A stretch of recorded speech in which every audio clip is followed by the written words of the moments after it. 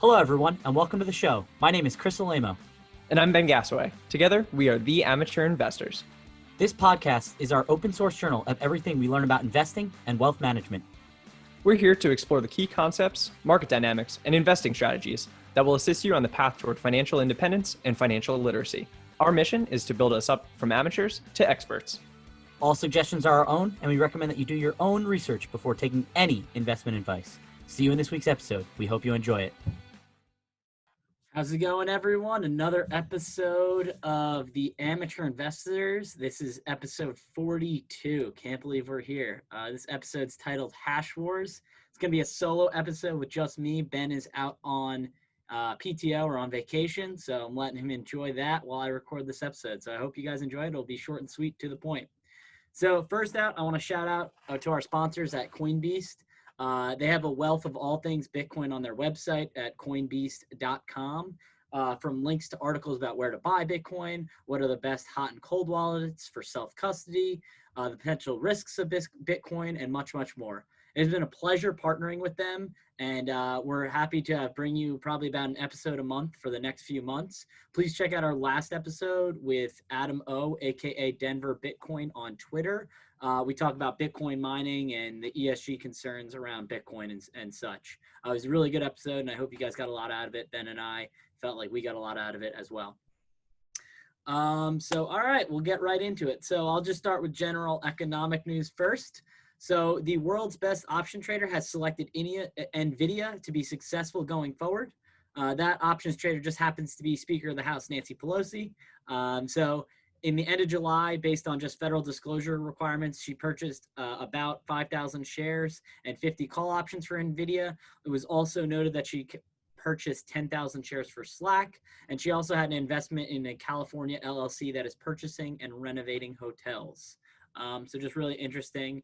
It'd be sweet to be a senator or politician that is not affected by insider trading laws, when you can see things coming across your desk that, you can possibly gain a potential advantage for. It'd be cool if everyone could have that advantage, but some of us can only be so lucky. So should definitely, if you're looking on investing in those companies, there's a little insight to what the sharks or the whales are doing.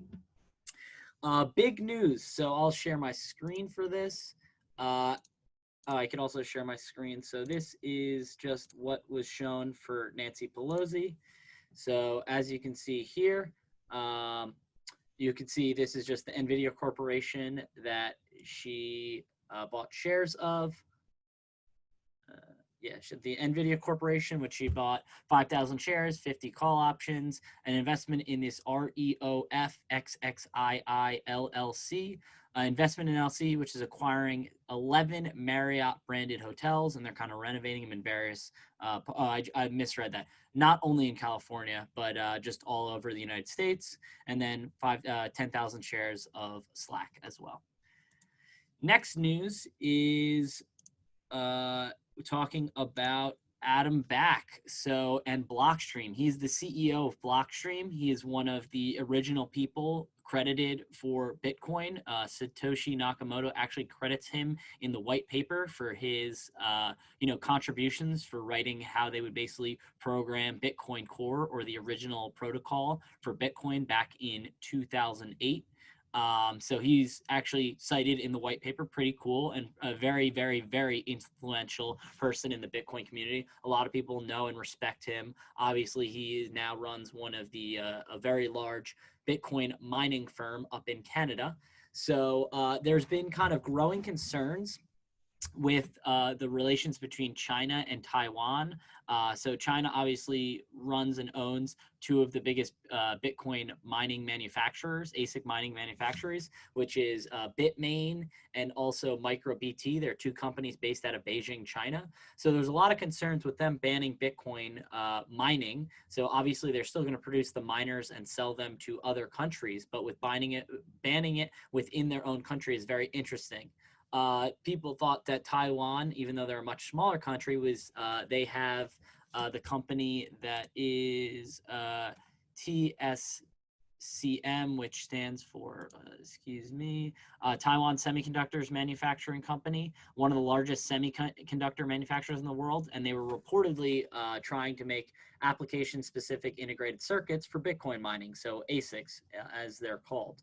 As you can see, yeah, Bitmain and MicroBT based out of China. So they thought that basically Taiwan, while China was banning it, it might be better to have, other companies and that are manufacturing the ASICs to prevent a shortage worldwide. The United States, North America, and a lot of other countries are seeing this as potentially a hindrance. If China were to say, we're not making them anymore, they could basically slow down the hash rate greatly. So Adam Back saw this as potential weakness in Bitcoin or potential threat. So he decided that he raised $210 million fundraise to start manufacturing crypto miners here in North America. I'm not sure if they're going to be based out of Canada or the United States yet, but this is huge. I see this as a huge, huge win for North America and just for the United States in general for mining ASIC miners that are much closer. Obviously, we see China as a global trade partner and they're kind of, the global manufacturing hub of the world. But having something where our next door neighbors, Canada, being our, business partners or being in our next door neighbors, working with them to produce ASIC miners is a huge thing. And I think it's going to bring a lot of jobs to Canada and the United States. So that's very cool.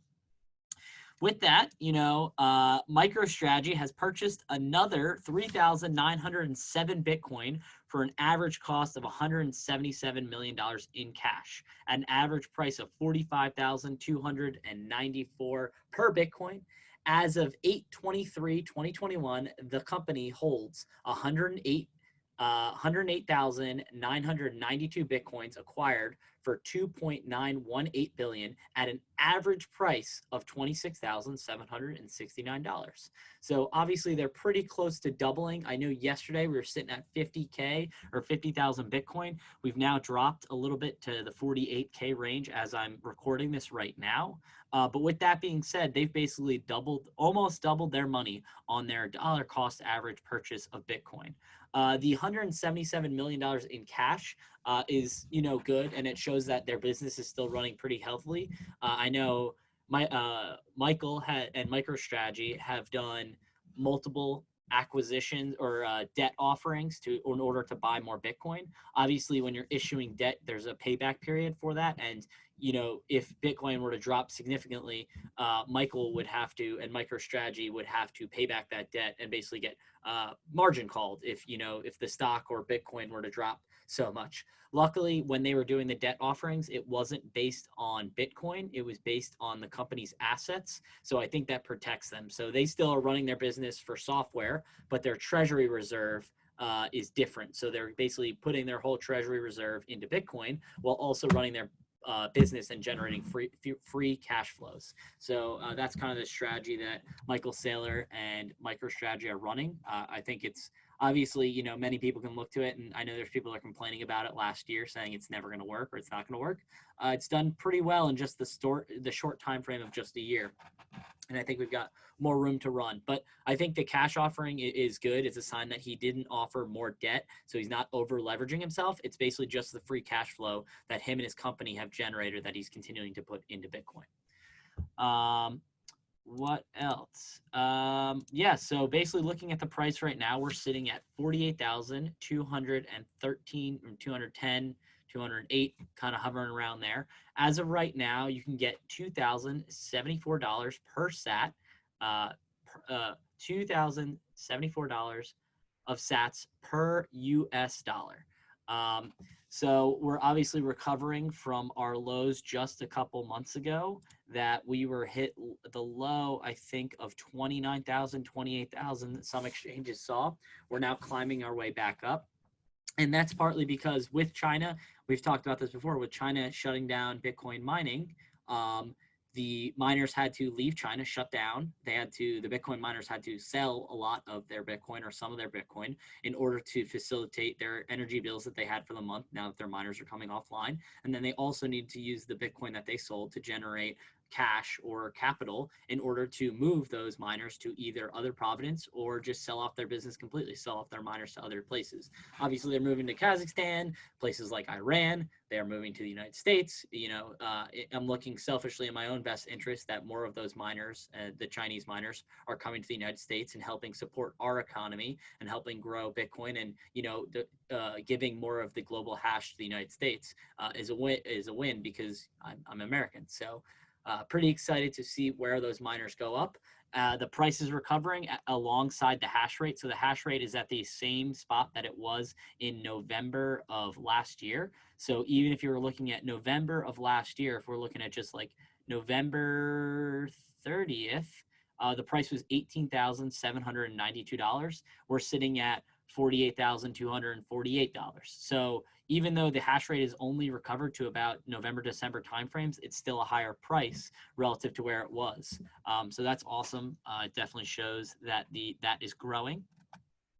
Another cool thing, the Lightning Network has grown so much. So right now in the liquidity in the Lightning Network, there's 2,347.3 Bitcoins that are currently locked up in a second protocol or second layer of Bitcoin as the Lightning Network. I know Ben and I have done an episode on that as well. Basically, it's implementing the peer-to-peer cash or peer-to-peer e-cash system of transporting money from one person to another at extremely low margins. So when you're doing that, you're opening up a liquidity pool of putting up sats or Bitcoin. If Ben and I were open up a Lightning channel, we would basically send an on-chain transaction saying this channel has opened up. So it shows that me and Ben, or Ben and I, or one of us have put Bitcoin into a Lightning channel.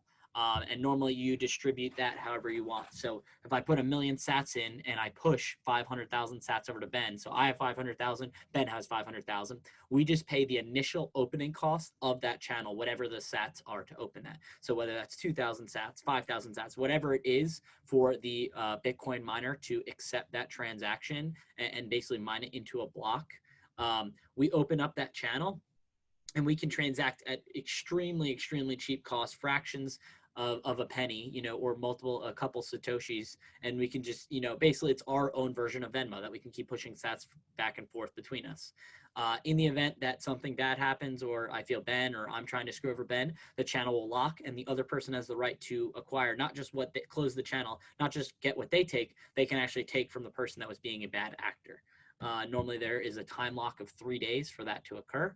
But in the event, Ben and I are friendly, we're business partners, things are going well, I can transact and send money in Satoshis back and forth without any issue. In the event, like I said, I wanted to pay Ben's sister and I don't have a channel with her, I can pay Ben and Ben can route those sats over to his sister just instantaneously. It's almost like a spider web. And that's part of the beauty of Bitcoin. And really that's going to be the way that we scale. Eventually on-chain transactions are going to be really, really expensive for individual people to do. So what you would do is you would onboard by opening up a lightning pool or liquidity pool between you and another person, whether that's a family member, a friend, a trusted third party. I know people don't want third parties or being the intermediaries of it, but basically opening up a secure channel with you and another person. In the event that you feel that someone's being unfair or unjust, you can always close that channel and get that and open up with a trusted person that you have, or just doing commerce with any one business or people that you want to. So that's really cool. Yeah, I think that's pretty much all we got right now. I hope you liked this episode. I know it was short and sweet, but we'll be back next week. We're going to be trying to get on a couple more guests, so we're really excited for that. And I hope you guys have a great week, and I'll see you next week. Have a good one, everyone.